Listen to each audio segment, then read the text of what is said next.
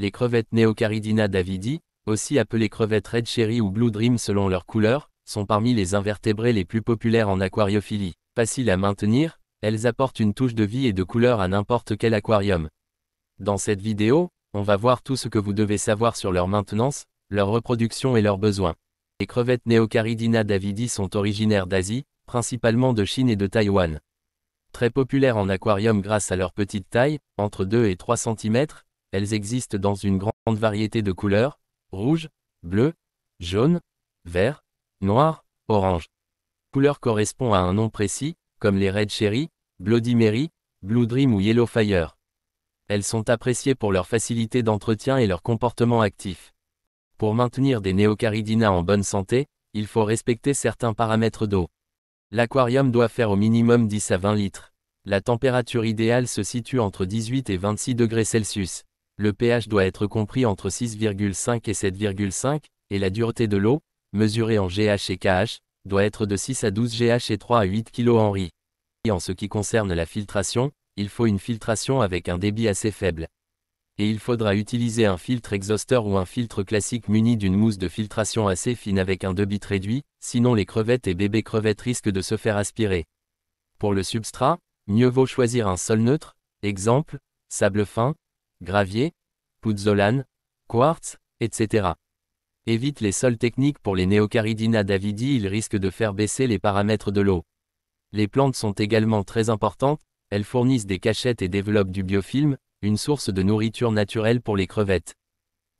Parmi les meilleures plantes à intégrer, on retrouve les mousses de Java, l'Anubia, la Bucephalandra et les Pogostemon. Les Neocaridina sont omnivores et se nourrissent principalement de biofilm, d'algues et de micro-organismes présents dans l'aquarium. Pour compléter, on peut leur donner des granulés pour crevettes, des feuilles de catappa ou des sticks à base de spiruline. Elles apprécient aussi certains légumes pochés comme la courgette, l'épinard ou la carotte, ainsi que des apports occasionnels en protéines, comme les vers de vase séchés. Faire attention à ne pas suralimenter, car ça peut polluer l'eau et nuire aux crevettes. En ce qui concerne la cohabitation, certaines espèces de poissons sont compatibles, notamment les microfiches comme les boraras, les rasboras ou les otocinclus, ainsi que les corridoras nains et ancistrus. Si vous voulez optimiser IES reproduction, mieux vaut ne pas mettre de poissons car ils risquent de manger les bébés crevettes. Les escargots comme les néritina et les clitons sont aussi de bons colocataires et ils ne risqueront pas de manger vos bébés crevettes. En revanche, il faut éviter les poissons carnivores comme les bêtas, les cyclidés, les gouramis et tous les autres gros poissons carnivores car ils risquent de manger les crevettes. Les poissons trop vifs, comme les barbus, sont également à proscrire, car ils stressent les crevettes en permanence.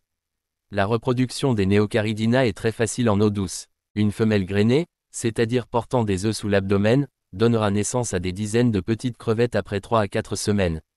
Contrairement à d'autres espèces, elles ne passent pas par un stade larvaire, les juvéniles ressemblent à des mini-crevettes dès la naissance et commencent immédiatement à se nourrir de biofilms et de micro-organismes naturellement présents dans l'aquarium.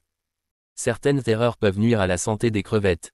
Une mort soudaine après l'acclimatation est souvent due à un changement trop brutal de paramètres. Il faut toujours acclimater les crevettes lentement sur une durée d'1 à 2 heures.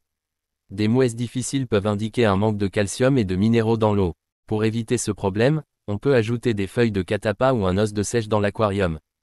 Un autre problème courant est de commencer avec une population trop faible, les crevettes vivent mieux en groupe de 10 ou plus. Je vous conseille de commencer avec un minimum de 5 crevettes mais 10 est préférable.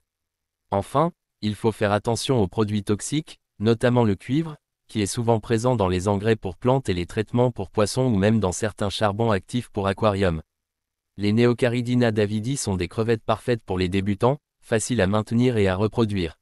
Avec une bonne eau, une alimentation adaptée et un aquarium bien aménagé, elles apporteront de la vie à votre bac. Vous avez des crevettes chez vous. Dites-moi en commentaire quelle couleur vous avez. Pensez à vous abonner si vous voulez en apprendre plus chaque jour sur l'aquariophilie et dites-moi en commentaire sur quel sujet voulez-vous une vidéo.